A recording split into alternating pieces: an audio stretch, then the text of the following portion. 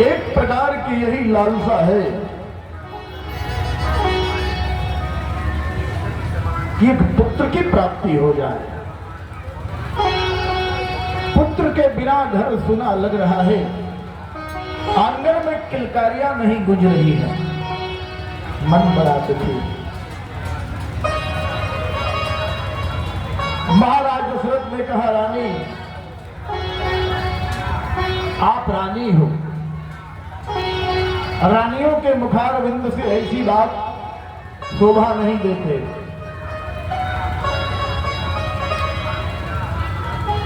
जितनी प्रजा है हमारी और आपकी, ये सारी प्रजा ही राजा की नजर में उसके पुत्र हुआ करते हैं। प्रजा ही पुत्र के समान है राजा के लिए। ये तुम क्या कह रही हो? और तुम्हारे मन में जो ये लालसा, ये अभिलाषा एक प्रकार की बन चुकी है कि पुत्र हो, तो आज से नियम लग जा रहा है कि अयोध्या में जिनके यहां पुत्र का जन्म होगा, वो पुत्र पहले आपके गोद में आएगा, तब उसको, उस पुत्र को माता पिता को दिया जाएगा। ऐसा नियम बन गया, सिस्टम बन गया। अब जहां भी किसी के घर पुत्र का जन्म होता है, महाराज के दूत पहुंच जाते हैं, सिपाही पुत्र को ले आते हैं, रानी गोद में उठाती है, पालने में झुलाती है, लाल स्नेह प्यार करती है और तब वापस कर देती है। देखो, एक रोज एक बड़ी दिव्य घटना हो गई। एक सज्जन के यहां एक पुत्र का जन्म हुआ। राजा के सिपाही पहुंच गए, जो नियम बना था, महाराज पुत्र को दो। अयोध्या में जन्म लेने वाले हर पुत्र पहले महाराज दशरथ और रानी कौशल्या के गोद में जाया करते हैं। सज्जन कुछ कहते या नहीं कहते, उनकी पत्नी घर से बाहर आई और कहती है, जाके राजा से कह देना कि मुझे नगर से निकलवा दे, राजा का अधिकार है मुझे फांसी पर चढ़वा दे, लेकिन मैं निस्तानी के हाथ में अपने पहले पुत्र को देने वाली नहीं हो। आज सिपाहियों ने जब आकर कहा, महाराज के मन में बड़ा दुख हुआ है। यही चिंता का कारण बना, यही दुख का कारण बना है। गोस्वामी जी महाराज बड़ी सुंदर चर्चा करते हैं। एक बार भूपति मन माही, एक बार भूपति मन माही, एक बार भूपति मन माही, एक बार भूपति मन माही, गलान मोरे शोत नाई, गरानी मोरे सुत नारी, गरानी मोरे सुत नारी, गुरु गृह गयऊ तुरत माही काला, गुरु गृह गयऊ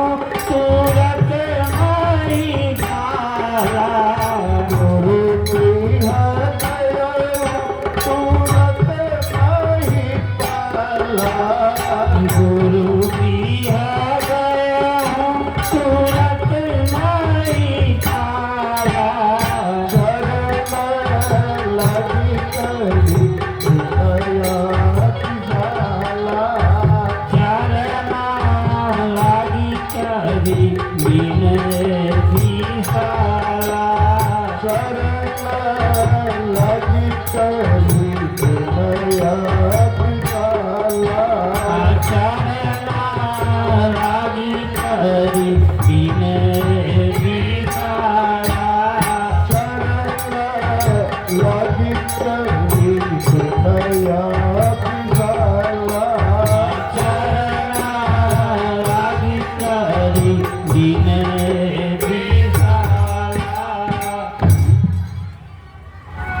महाराज के मन में दिव्य चिंता हुई। हाय हाय 60,000 वर्ष की अवस्था हो गई, अभी तक कोई पुत्र नहीं हुआ, कोई पुत्र की प्राप्ति नहीं हो सकी। क्या करूं? देखो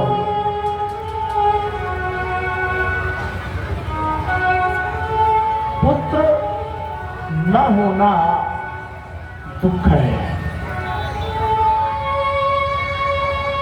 पुत्र हो करके और दुनिया छोड़ दे तो महा दुख है। और जिस पुत्र को जन्म लेने के बाद उस पुत्र से आपको कष्ट मिलने लगे, ओ महा दुख है। भागवत और रामायण में यही अंतर है। आत्मदेव नाम के ब्राह्मण भी पुत्र के लिए दुखी हो गए।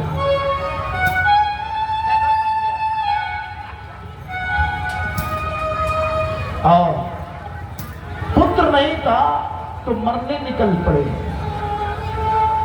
गंगा जी में डूबना चाहते थे, तब तक संत ने आके हाथ पकड़ लिया। क्या कर रहे हो? कहा महाराज पुत्र नहीं है, और अपने हाथ से जो भी वृक्ष लगा रहा हूं वो भी सूख जा रहा है, जो पौधे लगा रहा हूं वो भी सूख जा रहा है।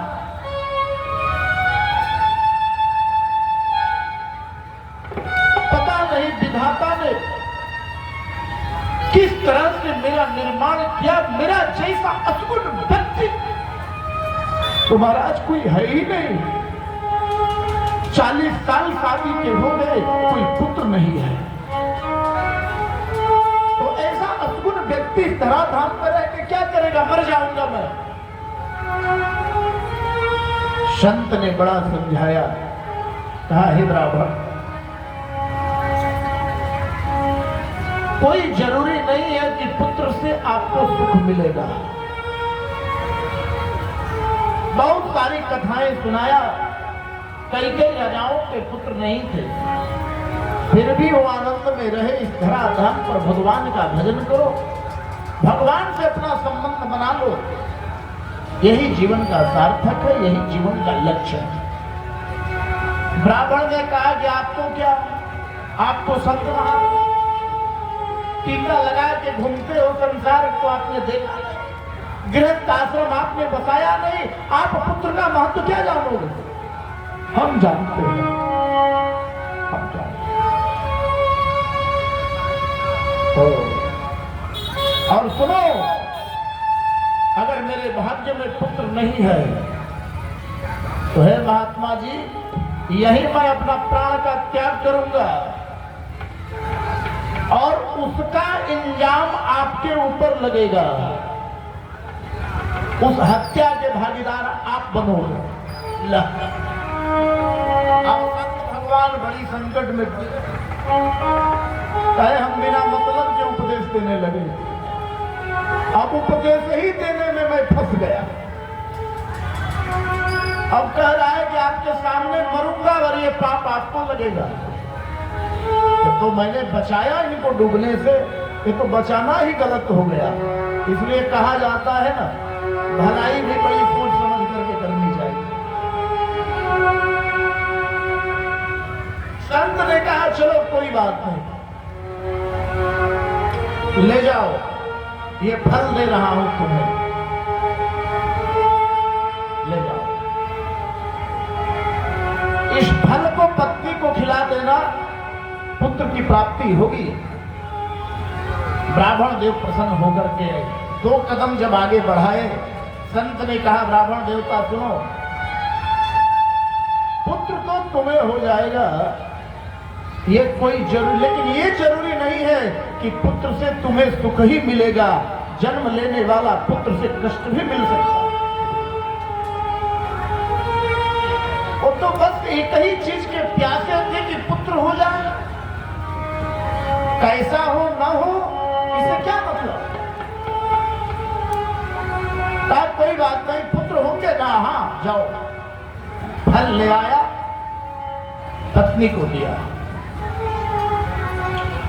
और पत्नी सोचने लगी अगर मैं फल खा लूं और प्रसव के समय गांव में डाकू आ जाए तो भागने में परेशानी होगी,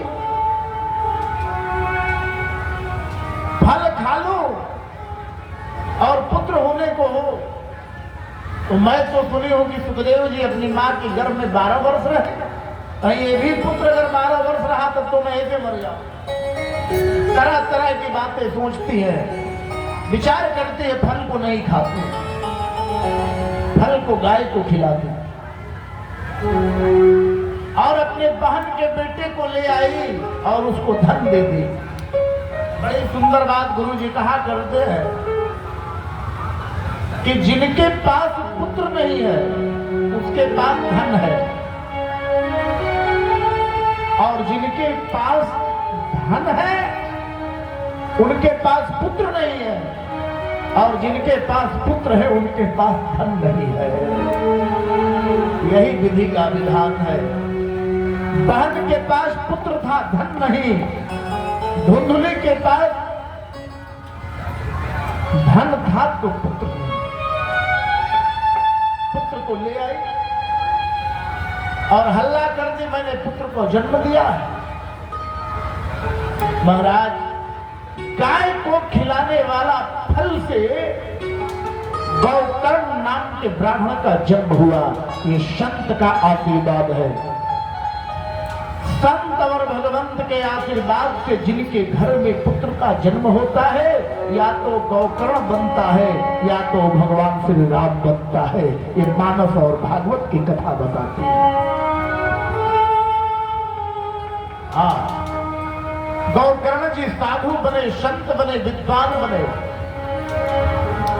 और बहन से मांग कर लाया गया पुत्र धुतकारी 1 नंबर का डाकू बना, चोर बना, जुआबाज बना, रोज माता पिता को मारने लगा। अब वही आत्मदेव ब्राह्मण रोज अपने पुत्र से मार खाते हैं। कोई ऐसा दिन ना हो कि उनको न मारता हो। पैसा मांगता है, नहीं देते, मारता। शराब दारू पी के आता है, मारता। अब फिर ब्राह्मण दुखी हो गए। सुनना बड़े ध्यान से। अब फिर डूबने जाने लगे, तब तक वही ब्राह्मण फिर मिल गए।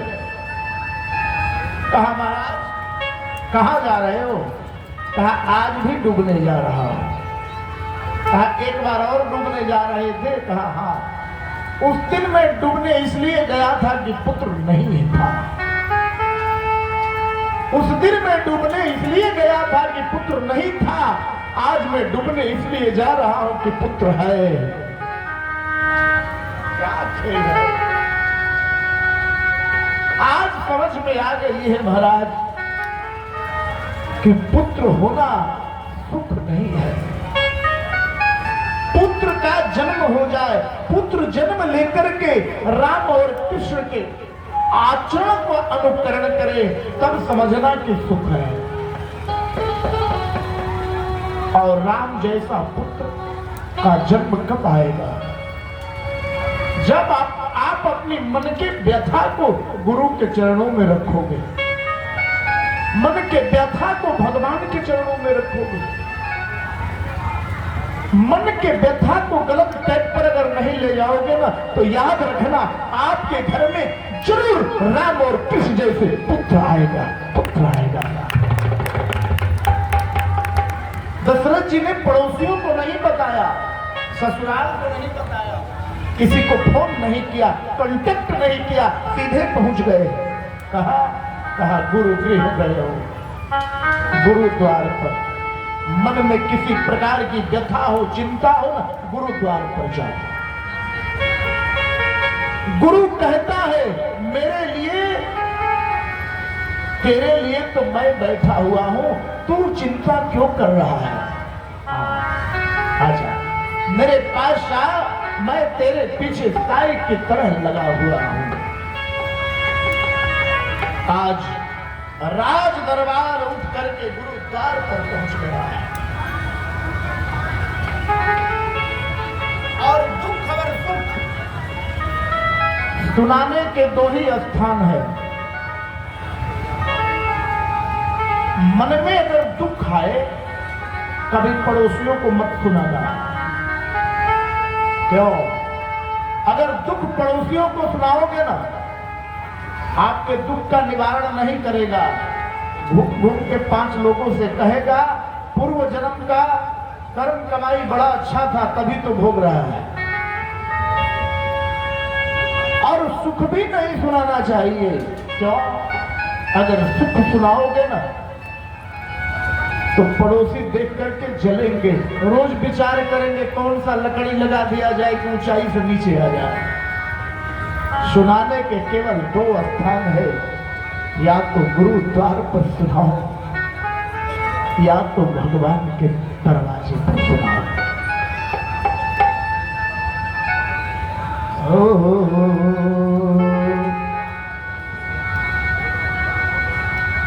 कहे के सब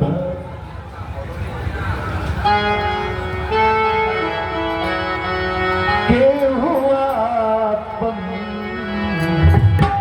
आपन कहाए वाल कहे के सब के हुआ आपन कहाए वाल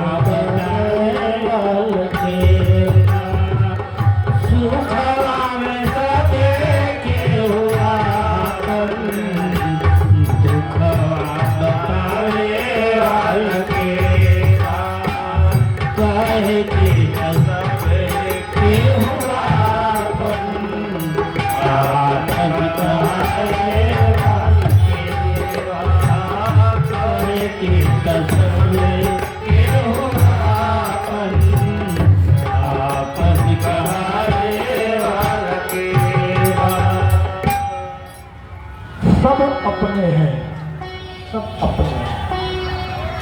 सुख में सब आपके साथी हैं। विचार करना,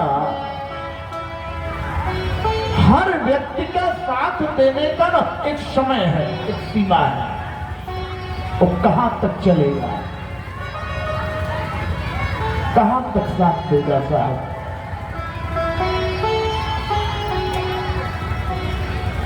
पत्नी भी साथ देती है तो केवल मकान तक, पड़ोस वाले साथ निभाते हैं तो केवल केवल शमशान तक बेटा भी फर्ज निभाएगा तो अग्निदान तक इससे दुआ के भजन ही है भाई भजन के बिना तू अकेला रहे। हर व्यक्ति के ना साथ देने का एक सीमा है, इसलिए दुख और सुख सुनाने के दो द्वार हैं, भगवान के चरणों में सुनाया जाए या गुरु के चरणों में बताया जाए। गुरु से जाकर जब दुख सुनाओगे तो गुरु आपके लिए कोई न कोई मार्ग निकालेगा कि मेरे शिष्य का दुख दूर कैसे हो। और अगर सुख सुनाओगे ना तो गुरु का सीना चौड़ा हो जाएगा, कहेगा बेटा इतना नाम कर कि मैं गौर से सबके सामने ये कह सकूं कि मेरा शिष्य है जिन्होंने इतनी बड़ी उपलब्धि को पाया है। कम करके इतनी बड़ी उपलब्धि को पाया है, हाँ इतनी बड़ी। तो सुनाओ